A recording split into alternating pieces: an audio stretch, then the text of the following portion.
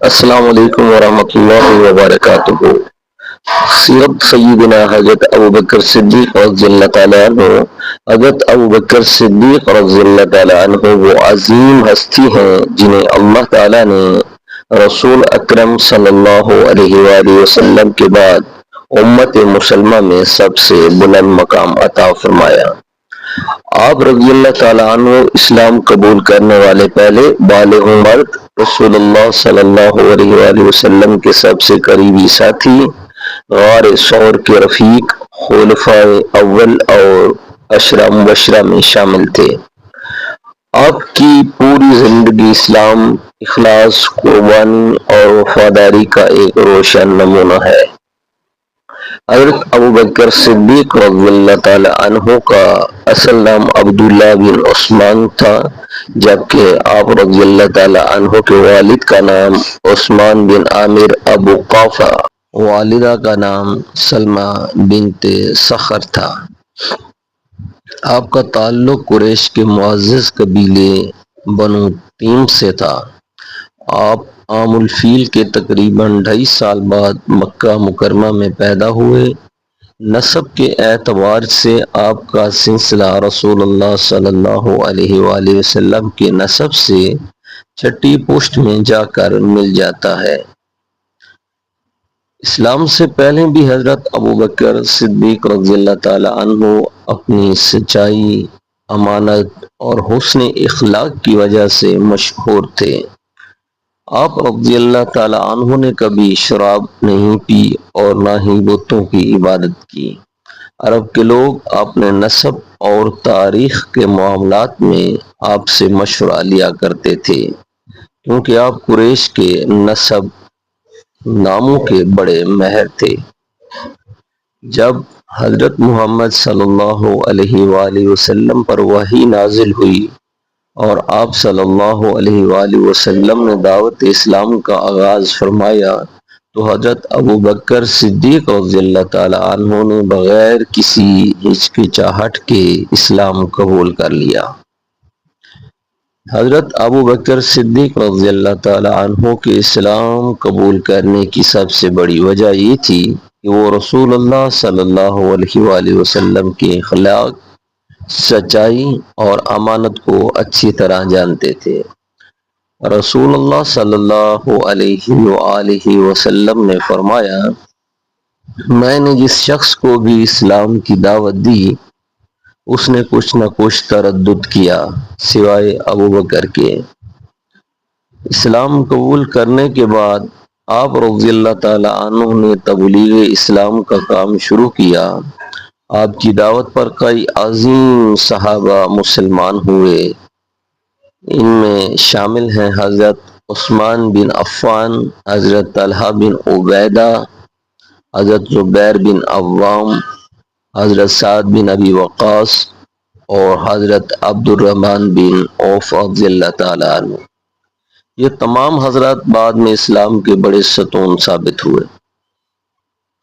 اسلام کے ابتدائی دور میں کفار مسلمانوں پر سخت ظلم کرتے تھے۔ حضرت ابوبکر صدیق رضی اللہ تعالیٰ عنہ اپنی دولت خرچ کر کے غلاموں کو آزاد کرواتے تھے۔ سب سے مشہور واقعہ حضرت بلال حبشی رضی اللہ تعالیٰ عنہ کا ہے۔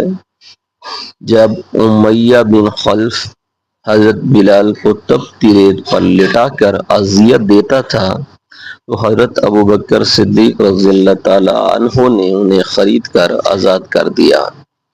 اسی طرح آپ رضی اللہ تعالیٰ عنہ نے عامر بن فہیرہ، لبینہ اور دیگر کمزور مسلمانوں کو بھی آزاد کروایا۔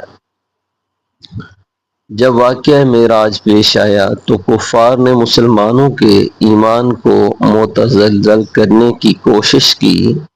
انہوں نے حضرت ابوبکر صدیق رضی اللہ تعالیٰ عنہ سے کہا، تمہارے ساتھی کہتے ہیں کہ وہ ایک رات بیت المقدس اور آسمانوں کی سیر کر کے واپس آ گئے۔ حضرت ابوبکر صدیق رضی اللہ تعالیٰ عنہ نے جواب دیا، اگر محمد صلی اللہ علیہ وآلہ وسلم نے یہ فرمایا ہے تو یقیناً سچ فرمایا ہے۔ اس عظیم تصدیق پر رسول اللہ صلی اللہ علیہ وآلہ وسلم نے آپ کو صدیق کا لقب عطا فرمایا۔ ہجرت مدینہ اور غار ثور۔ ہجرت کے موقع پر رسول اللہ صلی اللہ علیہ وآلہ وسلم نے حضرت ابو بکر کو اپنا ساتھی منتخب فرمایا۔ یہ حضرت ابو بکر صدیق رضی اللہ تعالی عنہ کے لیے عظیم اعزاز تھا۔ راستے میں دونوں حضرات نے 3 دن غار ثور میں قیام فرمایا۔ جب کفار غار کے دہانے تک پہنچ گئے تو حضرت ابو بکر صدیق رضی اللہ تعالیٰ نے عرض کیا، یا رسول اللہ صلی اللہ علیہ وآلہ وسلم، اگر ان میں سے کوئی اپنے قدموں کی طرف دیکھ لے تو ہمیں دیکھ لے گا۔ رسول اللہ صلی اللہ علیہ وآلہ وسلم نے فرمایا، اے ابو بکر، ان 2 کے بارے میں کیا گمان ہے جن کا تیسرا اللہ ہے؟ قرآن مجید میں بھی اس واقعے کا ذکر ہے، غم نہ کرو، بے شک اللہ ہمارے ساتھ ہے۔ سورۃ توبہ آیت نمبر 40۔ حضرت ابو بکر صدیق رضی اللہ تعالی عنہ نے مختلف غزوات میں شرکت کی، جن میں غزوہ بدر کے میدان میں آپ رسول اللہ صلی اللہ علیہ وآلہ وسلم کے سب سے قریب رہے۔ غزوہ احد جب بہت سے لوگ منتشر ہو گئے تو حضرت ابو بکر صدیق رضی اللہ تعالی عنہ رسول اللہ صلی اللہ علیہ وآلہ وسلم کے ساتھ ثابت قدم رہے۔ غزوہ تبوک، اس موقع پر آپ رضی اللہ تعالی عنہ نے اپنا سارا مال اللہ کی راہ میں پیش کر دیا۔ رسول اللہ صلی اللہ علیہ وآلہ وسلم نے پوچھا، اے ابو بکر، گھر والوں کے لیے کیا چھوڑا ہے؟ تو حضرت ابو بکر صدیق رضی اللہ تعالی عنہ نے جواب دیا، اے اللہ کے رسول، میں نے اپنے گھر والوں کے لیے اللہ اور اس کے رسول کو چھوڑا ہے۔ حضرت ابو بکر صدیق رضی اللہ تعالی عنہ رسول اللہ صلی اللہ علیہ وآلہ وسلم سے بے پناہ محبت کرتے تھے۔ رسول اللہ صلی اللہ علیہ وآلہ وسلم نے فرمایا، اگر میں اللہ کے سوا کسی کو خلیل بناتا تو ابو بکر کو بناتا۔ حوالہ صحیح بخاری۔ ایک اور موقع پر فرمایا، لوگوں میں مجھ پر اپنے مال اور صحبت کے اعتبار سے سب سے زیادہ احسان کرنے والا ابو بکر ہے۔ حوالہ صحیح مسلم۔ امامت نماز۔ رسول اللہ صلی اللہ علیہ وآلہ وسلم کی آخری بیماری میں آپ صلی اللہ علیہ وآلہ وسلم نے حکم فرمایا، ابو بکر کو کہو کہ لوگوں کو نماز پڑھائیں۔ یہ اس بات کی واضح دلیل تھی کہ رسول اللہ صلی اللہ علیہ وآلہ وسلم حضرت ابو بکر صدیق رضی اللہ تعالی عنہ کو امت میں خاص مقام عطا فرما رہے تھے۔ وصال رسول صلی اللہ علیہ وآلہ وسلم اور حضرت ابو بکر صدیق رضی اللہ تعالی عنہ کا کردار۔ 11 ہجری میں رسول اللہ صلی اللہ علیہ وآلہ وسلم کا وصال ہوا تو مدینہ میں غم کی فضا چھا گئی۔ حضرت عمر بن خطاب رضی اللہ تعالی عنہ سمیت کئی صحابہ اس صدمے کو برداشت نہ کر سکے۔ حضرت ابو بکر صدیق رضی اللہ تعالی عنہ نے مسجد نبوی میں خطبہ دیا، جو محمد صلی اللہ علیہ وآلہ وسلم کی عبادت کرتا تھا وہ جان لے کہ محمد صلی اللہ علیہ وآلہ وسلم وفات پا چکے ہیں، اور جو اللہ کی عبادت کرتا ہے تو اللہ زندہ ہے، کبھی نہیں مرے گا۔ یہ سورۃ آل عمران کی آیت نمبر 144 تلاوت فرمائی۔ یہ خطبہ اسلامی تاریخ کے عظیم ترین خطبات میں شمار ہوتا ہے۔ خلافت کا آغاز۔ رسول اللہ صلی اللہ علیہ وآلہ وسلم کے وصال کے بعد ثقیفہ بن سعدہ میں مشاورت ہوئی اور حضرت ابو بکر صدیق رضی اللہ تعالی عنہ کو مسلمانوں کا پہلا خلیفہ منتخب کیا گیا۔ بیعت کے بعد آپ رضی اللہ تعالی عنہ نے فرمایا، اگر میں درست چلوں تو میری مدد کرو، اور اگر غلطی کروں تو مجھے سیدھا کر دو۔ یہ اسلامی حکومت میں جواب دہی کی بہترین مثال ہے۔ فتنہ ارتداد کا خاتمہ۔ رسول اللہ صلی اللہ علیہ وآلہ وسلم کے وصال کے بعد کئی قبائل مرتد ہو گئے۔ بعض نے زکوٰۃ دینے سے انکار کیا جبکہ بعض نے جھوٹی نبوت کا دعویٰ کر دیا۔ ان میں سب سے مشہور مسلیمہ قذاب طلیحہ اسدی حضرت ابوبکر صدیق نے فرمایا، اللہ کی قسم، جو زکوٰۃ اور نماز میں فرق کرے گا میں اس سے ضرور قتال کروں گا۔ حوالہ صحیح بخاری۔ جنگ یمامہ، مسلیمہ قذاب کے خلاف جنگ یمامہ لڑی گئی۔ اس جنگ میں سینکڑوں حفاظ قرآن شہید ہوئے۔ یہ واقعہ بعد میں قرآن مجید کی تدوین کا سبب بنا۔ قرآن مجید کی تدوین، حضرت عمر رضی اللہ تعالیٰ عنہ کے مشورے پر حضرت ابوبکر صدیق رضی اللہ تعالیٰ عنہ نے قرآن مجید کو ایک مصحف میں جمع کروانے کا فیصلہ فرمایا۔ یہ عظیم ذمہ داری حضرت زید بن ثابت رضی اللہ تعالیٰ عنہ کو سونپی گئی۔ انہوں نے بڑی احتیاط کے ساتھ قرآن کو جمع کیا۔ آج امت مسلمہ کے پاس محفوظ قرآن اسی عظیم خدمت کا نتیجہ ہے۔ حوالہ صحیح بخاری۔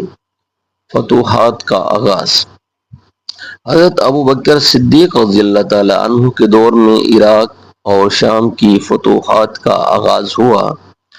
آپ رضی اللہ تعالیٰ عنہ نے حضرت خالد بن ولید رضی اللہ تعالیٰ عنہ کو اسلامی لشکروں کا سپہ سالار مقرر کیا۔ ان مہمات نے بعد میں اسلامی سلطنت کے عظیم پھیلاؤ کی بنیاد رکھی۔ خلیفہ بننے کے بعد بھی آپ رضی اللہ تعالیٰ عنہ انتہائی سادہ زندگی گزارتے تھے۔ راتوں کو عبادت کرتے، لوگوں کی خدمت کرتے اور اپنی ضروریات خود پوری کرتے تھے۔ مدینہ کی ایک نابینا بوڑھی عورت کی خدمت کا واقعہ مشہور ہے، جس کے گھر جا کر آپ رضی اللہ تعالیٰ عنہ صفائی اور ضروری کام کیا کرتے تھے۔ مثال، جمادی الاخر 13 ہجری میں حضرت ابوبکر صدیق رضی اللہ تعالیٰ عنہ بیمار ہوئے۔ آپ نے اپنی وفات سے قبل حضرت عمر رضی اللہ تعالیٰ عنہ کو اپنا جانشین نامزد کیا۔ 22 جمادی الاخر 13 ہجری کو 63 سال کی عمر میں آپ کا وصال ہوا۔ آپ کو روضہ رسول صلی اللہ علیہ وآلہ وسلم کے پہلو میں دفن کیا گیا۔ حضرت ابوبکر صدیق رضی اللہ تعالیٰ عنہ کی نمایاں خصوصیات، سب سے پہلے اسلام قبول کرنے والے بالغ مرد، غار ثور میں رسول اللہ صلی اللہ علیہ وآلہ وسلم کے ساتھی، صدیق کے لقب سے مشہور، غلاموں کو آزاد کرانے والے، تمام غزوات میں شریک، پہلے خلیفہ راشد، فتنہ ارتداد کا خاتمہ کرنے والے، قرآن مجید کو جمع کرنے والے، رسول اللہ صلی اللہ علیہ وآلہ وسلم کے سب سے محبوب صحابی، امت کے نزدیک انبیاء کے بعد سب سے افضل انسانوں میں شمار ہوتے ہیں۔ حضرت ابوبکر صدیق رضی اللہ تعالیٰ عنہ کی سیرت وفاداری، اخلاص، قربانی، عدل، تقوی اور عشق رسول صلی اللہ علیہ وآلہ وسلم کا بہترین نمونہ ہے۔ آپ رضی اللہ تعالیٰ عنہ نے اسلام کے نازک ترین دور میں امت کی قیادت کی، مرتد